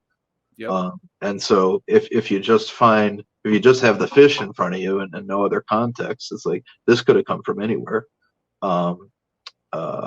There are even some catfish known in saltwater environments. But, some people think the Green River Formation went from saltwater to freshwater many times in its history. Generally, if you find a limestone, that was probably deposited under saltwater, but there are exceptions too. There are limestone deposits that were clearly built over freshwater lakes. I worked at one such deposit, Cleveland Lloyd Formation. Sorry, the Cleveland Lloyd Quarry in Utah. Texas Holy Rock is one of the limestones that people use. I think pretty sure it's a limestone that people use in like aquariums, and it's like looks like coral reefs almost. It's all holy, hence the name Holy Rock, and it's got really interesting just formation pattern. If you find animals like a lot of that limestone has things like bryozoans, it has mollusks like scallops that are clearly saltwater. You'll see, especially the older material, brachiopods, which look a lot like clams but aren't. Crinoid, I think. What is that? It almost looks like a horn coral to me. Or horn coral, yeah. Yeah, rugose coral. Yeah, I had found that in a bag of pea gravel that I had gotten, and it was just sitting on top of the soil or on the substrate when I had poured it in. It was just sticking out to me, and I was like, "Oh my god, did I find a tooth?" I was so excited. But I have someone that comes to me from the Menards here. She buys the bags of gravel, and she finds ammonites in them and things. Yeah. So she takes them in for IDs. And you can almost find them anywhere if you look hard enough. Well, speaking of that, say someone was looking for fossils and they wanted to just find maybe just something interesting around in their local area, where was the best way for them to do that? Or what's the best way for them to go about that? Do you have any suggestions? Well, so think about how I started. It was a little different. Like the internet was in its infancy. I had just guidebooks to go off of. I recommend getting a good fossil guidebook to start out with, so you know the basic shapes of the animals you're looking for. It's going to have a lot of the things that you're most likely to find, no matter where you are. So a lot of different invertebrates, mollusks, and even vertebrates. The Audubon Society has a great guidebook. So if you want to start somewhere, start there. Um, and then I go onto places like the Fossil Forum. Um, these are all sorts of people, amateurs, professionals that are discussing how to access different sites. Like you can search, fossil sites in Missouri if you're in Missouri, and generally it's like a family-friendly discussions, like nothing inappropriate, and that's a place to go. I There are some Facebook groups, but I hesitate to recommend that. Um, or ultimately send an email to an expert. I mean, a lot of us have plenty of time to answer emails from the public. Um, I get some every once in a while. Don't feel free to send me an email. You can leave my email in a link or something. I don't know. I think that was actually one of our first conversation, or one of the first times I reached out to you in forever was actually about this thing. I think I had sent you like a Facebook message or whatever, but a lot of Yeah, people don't really use the Facebook Messenger. yeah. The only reason I used it was I had a friend and he like was super into Facebook Messenger, so I kind of got wrapped into it, and now I like use it more often, and I'm like, it's like a main form of communication, and it's like, If you but specifically now, I mean, we come from Illinois. If you're in that region, southern Wisconsin, northern Illinois, central Illinois, there are a lot of limestone quarries that if you call on off days, they'll let you in, and you can really, find a ton of fossils. Yeah, especially northern Illinois, southern Wisconsin. Um, when I was really young, I'd go on trips led by the Burpee Museum, which is based in Rockford. They had a bunch of trips to these quarries. There's also the Maison Creek Formation, which is in the Coal City, Braceville area, um, just south of New Lenox by maybe a 20-30 minute drive. And it's one of the best fossil formations on the planet. None of us, it's like we don't hear about it growing up there, but yeah, it has the best soft tissue preservation you can hope for. Fossil jellyfish, which you don't see often. It has the state fossil, the Tully monster, which is this very weird thing nobody can figure out. Is it a mollusk? Is it a vertebrate of some kind? Some sort of fish related to lampreys? We don't really know. It has a weird eye bar, and I would find a number of those going to Maison Creek. So if you're in the Midwest, do some research on the Maison Creek Formation. It's 300 million years old from the time of the coal forests. That's why we have it where we are, because there were a ton of coal mines all the way up through the late 60s, early 70s running in that area. So they exposed the rock that hides these fossils. fossilized jellyfish exist. Oh yeah, believe it or That's not, some of them in tremendous detail. You can see all the tentacles. You can see the bell. Um, Recently, the most common jellyfish was determined to be an anemone. That was Essexella ashray. It's one of the most common fossils you find. Turns out it's an anemone, but I think it's still cool that you have a fossil anemone. yeah. No hard parts. There's Yes. everything from fossil polycate worms to harder things like horseshoe crabs and mollusks to egg sacs, shark egg sacs, sharks, fish, uh, amphibians. Uh, you can find it all there. So that's the Everything that main. was around in an estuary 300 million years ago. And a number of plant fossils. There's like they call it the Essex fauna and the Braidwood fauna. If you're like further north, you're more likely to find a lot of plants because that was further upstream from the river system that was dumping into the estuary. You go to the estuary area that gets into the continental shelf, and that's where you have more marine animals, where you find the jellyfish, the sharks, and things like that. And there are good guides and books on that too. The Richardson's Guide and all of Asconi has made, I think, 3 guides, and that's the Earth Science Club of Northern Illinois. And that's something else I'd recommend on that topic. Join them. They lead a bunch of field trips, and the dues are not much at all. It's very fair. And that that's is if you're in Illinois, of course, and, or just the Midwest. I think it's even worth a 10 or 12 hour drive if you're out in North Carolina or something. It's a famous fossil locality, which is publicly, the state park allows you to collect, I think, from March to September. That's like a collecting season. During hunting season, they don't want too many people walking around there. Yeah, yeah, that makes sense.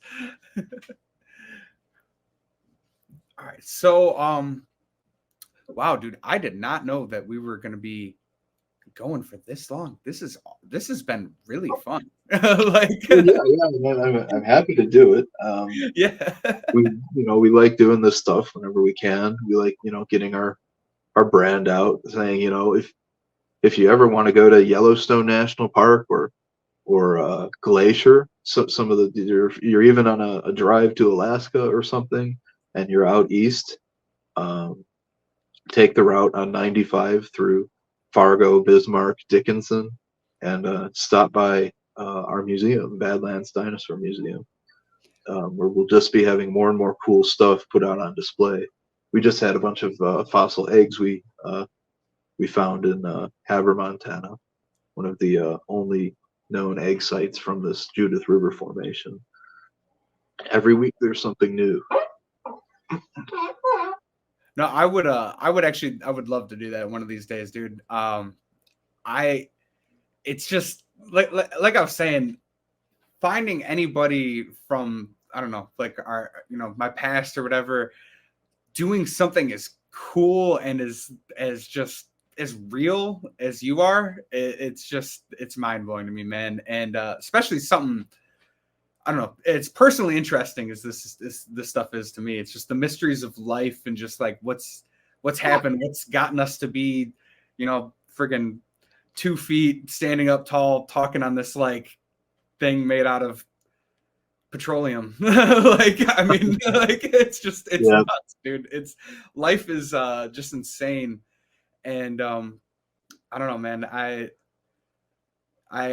really am grateful to be able to be here, Never lost on me. I mean, especially when we're in the field, I have my frustrations just between the heat and the digging and the thrill of the find. Sometimes you get mad at a rib because it's in your trench. You just want to get around the skull. There's another rib. And so sometimes you're very upset when you run into bone. But in the grand scheme of things, it's all really awesome.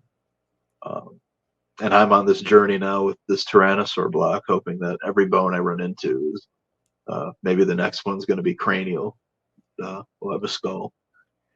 Well, even in the lab, it feels like I'm in a miniature dig site. But these Tyrannosaurs we have here are much rarer than Rex, and we have 4 of them. 4 of these, at least 3 of which are probably Despletosaurus, which we interpret as being the direct ancestor to Rex as part of an anagenetic lineage to Rex. So we're about 9-10 million years before Rex, but the same sort of animals are still walking around. We have ancestral ceratopsians as well, Triceratops precursors. So this is different. You got to be patient, huh? Yeah, you got to have a different level of patience. Do you have any tricks for that? That is the number one skill, if you call it a skill, that I look for, especially in a lab volunteer, and when you're in the field. It's you have to. You can't be stunned by anything. Mm-hmm. It's not the end of the world if your bone cracks in half. You can't panic. You can't panic in the face of anything happening, really. You have to let out a breath, accept what's happened, and push through. And also, when you're prepping out something like fossil skin, by prepping out, I mean taking the sediment off of it.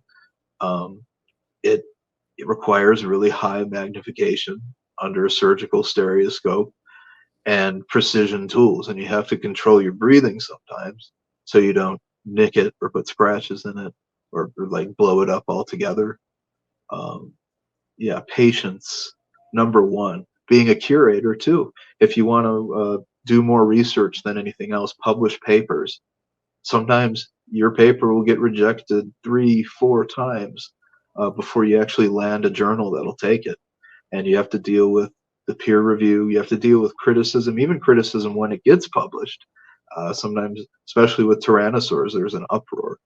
We named a new species um, just over a year ago, Daspletosaurus wilsoni.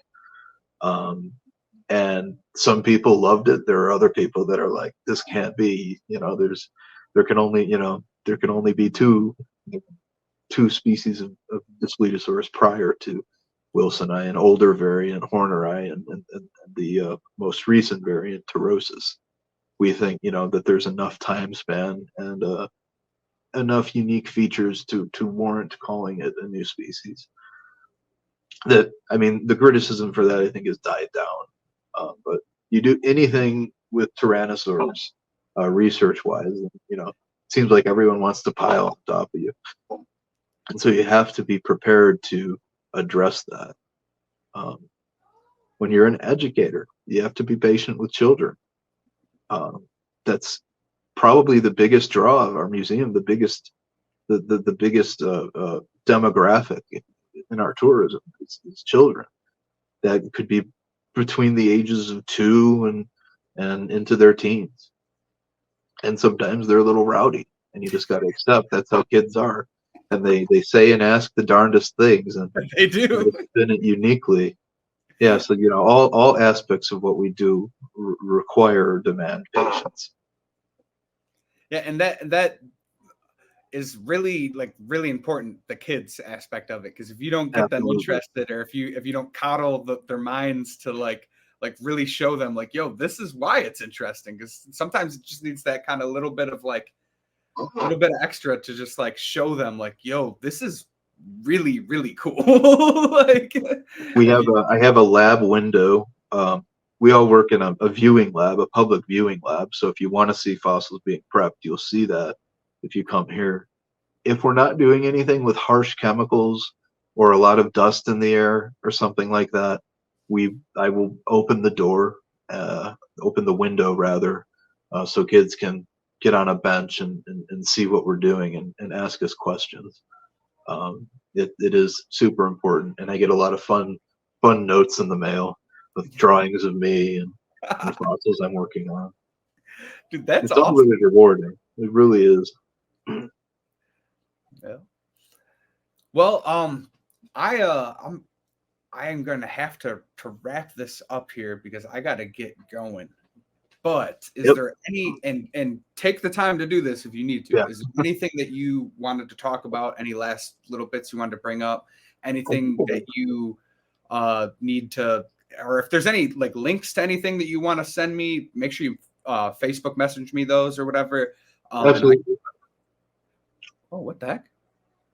Oh, Facebook message. Did you see that like button? Yeah, I saw a like button thing. Yeah, I don't know what like. So I don't know if it was a word command that made that pop up. That was really weird, though. All right. Anyways, but yeah, if there's anything you wanted to like bring up, or feel free to take that time, and then we'll wrap this up. We like to, I think, talk about tools and materials a lot and prep. Obviously, it's a big topic. What's archival and what's not? What might damage a fossil over 100 years, and what will be inert? And so we use a lot of interesting things. I think people get a kick out of PaleoBond. PaleoBond is a glue made for fossils. It's basically just super glue. It's what we call a cyanoacrylate, but PaleoBond makes different solutions based on viscosity. So if you want to stabilize something very liquidy, to something very resistant to flow, that'll be a good glue. We use these sparingly because they're reaction adhesives, which means the heat could damage the bone, the heat of the reaction. Yep. Even though it's really sturdy, it's super glue basically, and we don't know a lot about what happens over time. So does it break down? So there's some some research that says it could break down into formaldehyde, or at least it off gases formaldehyde. So we don't. So we Really? use it sparingly. What we use a lot here are bottles. This just says thin on it. It's called Paraloid V72. It's a white. It's a clear plastic bead that you mix into acetone, and it dissolves in acetone, which is nail polish remover. Yep. You pour that onto a fossil, the acetone all evaporates, and it leaves the plastic behind to strengthen the bone. What's important there is that it's a solution adhesive, so it's just something that falls out of suspension. It's reversible if you add more acetone. So reversible adhesives are all the rage here, but it leads to my favorite thing. We love buying a bunch of expired laxatives.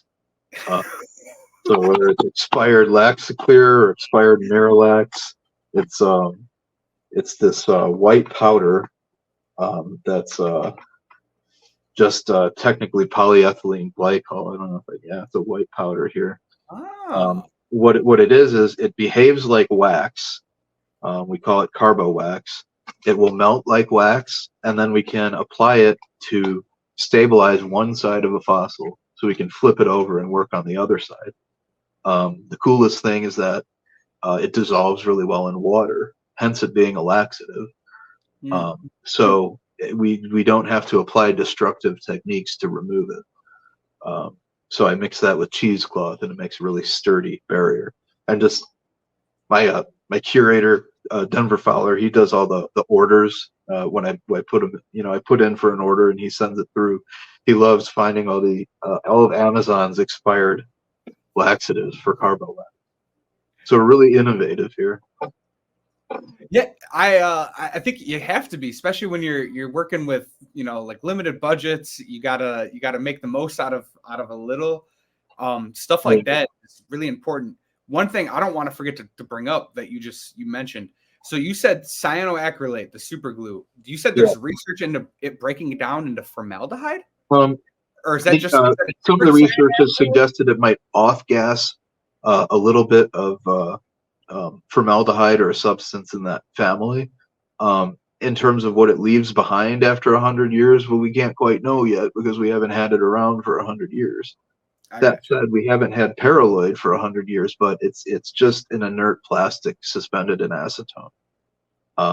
There's some analyses that show when you have it in plastic containers, the appropriate plastic containers, that some sulfur, which is in the plasticizer, leaches into the acetone, and that won't cause a problem for the structure of the bone, but it might cause a problem for elemental analysis. Like if you put it in a scanning electron microscope or something, you'll get a sulfur peak that maybe that shouldn't be there. So that's frustrated some people looking at skin, so they often don't want you to use that on skin.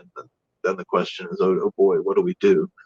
It's just about making sure nothing crumbles, but using it where we can get away with it. The plasticizer, is that like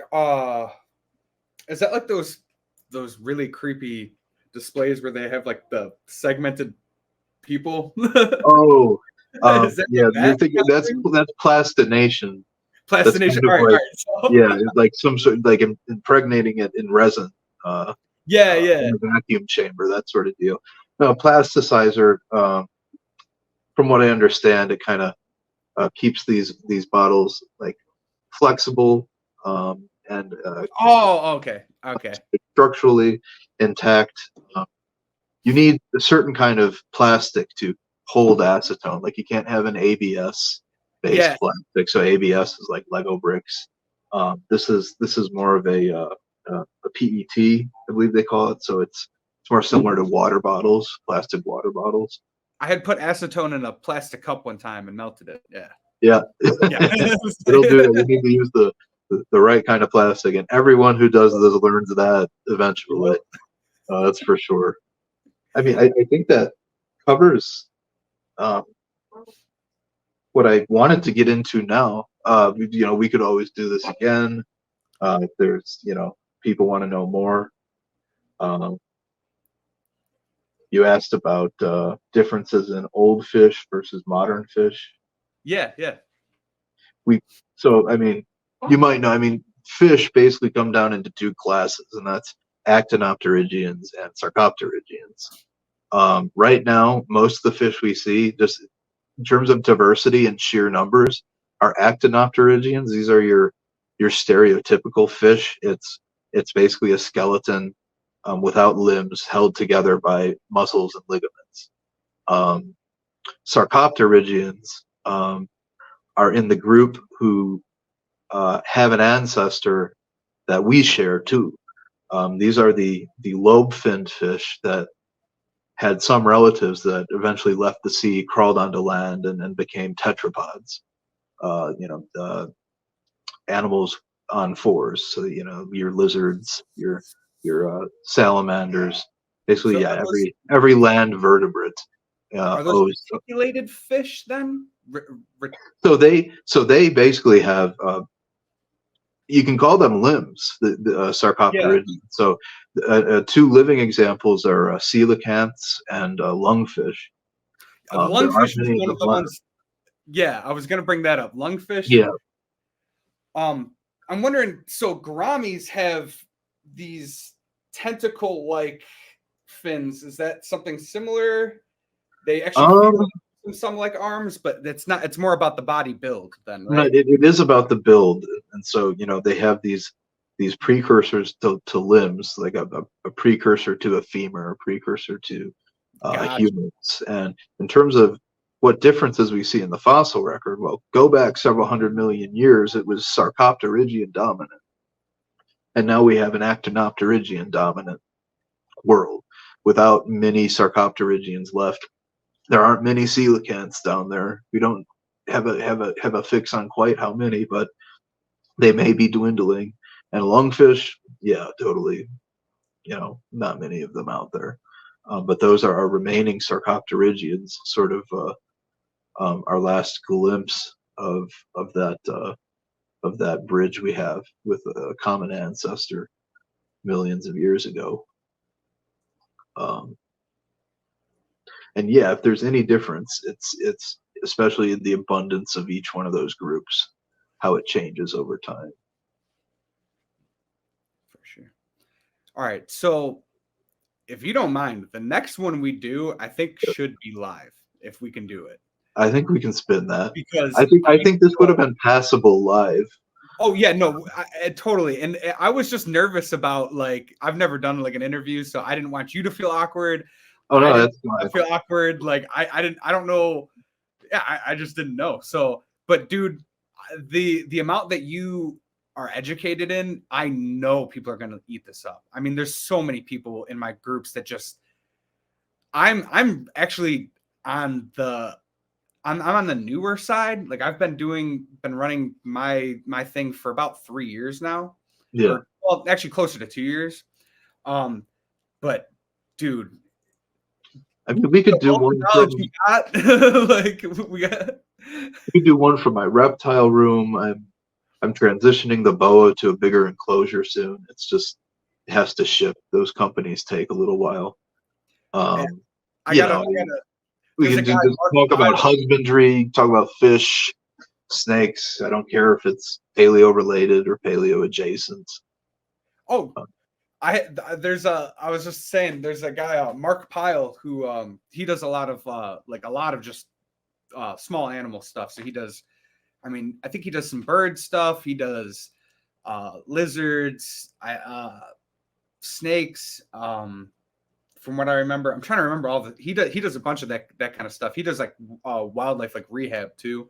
I know he'll be interested in this stuff, and there's a lot of people that'll be interested in just any of the animal information. And I could tell that you got a lot of stuff that I need backup, man. So much to go through, honestly. Yeah. What was that? I mean, there's so much to go through. I could go 2 hours just on air scribes. No, exactly. And that alone, I mean, it's niche, but people are interested in any facet of stuff like that. And when you're educated on something, people like hearing you talk. So You know what? Even if 5 people see it, I'm fine. You know, 5 people are more Yeah, no, familiar with my museum. with the live turnouts, I would expect probably like 10, 20 people to show up maybe. It depends on the day, and especially if I get it out there, advertised well. I think this video I'm going to use as like, if you actually want to do this, we'll set up a date to do like a Yeah. live. And I'll use this video as part of you know, like the advertisement for that to kind of build it up. We'll pick a date to do that because I think that would, I think we could do this. I think we'll have some fun with it, man. Like, Yeah. Yeah.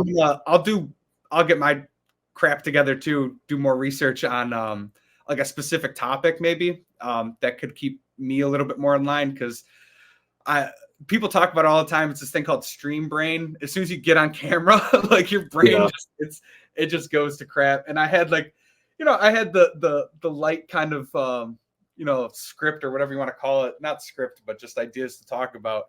But and I think we talked about, you know, a good amount of them. I think the only thing we missed is we didn't bring up your aquaponics, because I know I'd seen like a Facebook post I think about that or something. Oh, yeah, I'm doing vegetables hydroponics. Yeah. Yeah, exactly. All right, yeah, hydroponics. We trimmed the lettuce yesterday. Oh, you said you trimmed it? Trimmed the lettuce. I mean, it's still growing. It's still, yeah. But yeah, I've been making a lot of salads, and you know, the tomatoes are just budding, and we have an herb garden with a lot of stuff. It's nice. Cool. It was an experiment, but it's working out. Yeah, I did. I had found out about like regrowing or whatever, so I got a head of romaine lettuce and chopped it off, put it in like a little tin of water, and the thing just started growing. It was fun. It didn't grow like something I'd probably want to eat. Now spring onions, spring onions, like the real thin ones or whatever, the greens. I was growing those actually. Those grew pretty well, and I was able to chop them up and actually throw it in like with chicken, and then I'll throw some garlic in there too. Lettuce grows like crazy. The lettuce just doesn't stop. It has to be tamed. Mine grew like almost sprouts, I would say. Like, did it flower? No, it didn't flower, but it just didn't get like leafy. You know, it was like, I wish I took a picture of it. I don't know. It grew like a stalk almost, but yeah, just not what you'd expect from like lettuce. There's a lot of things I'm learning about hydroponics. That's for sure. Definitely. And yeah, so we will set that up. We're definitely gonna do a live. I think we'll have some fun with this. And if you had fun, I had fun, man. I hope. Yeah, it was good. Yeah. All right. Yeah. Well, let's wrap it up there. My girlfriend actually just came back for lunch too, so I'm gonna hang out with her for a little bit before she gets back to work here. You have a lovely rest of your day, man. You too. I really appreciate your time. You gave me 2 hours, which is not a small thing, man. Thank you very much. Time is a very limited resource amongst us. That's how it works, you know. I like doing things, spreading the word. If there's an audience, I'm happy to do it. Really am. For sure. And we have that common background. So yeah, dude, definitely. We can talk about like Ranch Frosty and stuff. For sure. Oh my God. Yeah. Dude, it got taken over a little while ago, and like they did like a rebrand, and I haven't been back there in a while, but I gotta go back there, man. Cause it was like the old school Ranch Frosties, and then at a point that I think they had sold to somebody else, but I think they were staying true. to it. So I drove past it, and I think it was October last year. Oh, really? It didn't look any different to me, but it didn't go there. Obviously, I don't think it was open. yeah, because it's closed. Yeah, they close seasonally or whatever. But all right. I gotta take off here. But dude, good time for me too. Yeah, thank you so much. Absolutely. You have an awesome day, man, and I'll catch you next time. Okay. And all right. Don't forget to send me any links you want to put in the for me to put in the description for the video. Any visual aid things you could think of you want me to put in there. We had more of a general discussion, so I don't know if there's anything specific that you'd want to throw out there, but if you think of anything, just send it to me. Shoot me any ideas you got. All right. Definitely. Thanks, man. I appreciate it. No, thank you, man. Have a good one. You too. the balloons.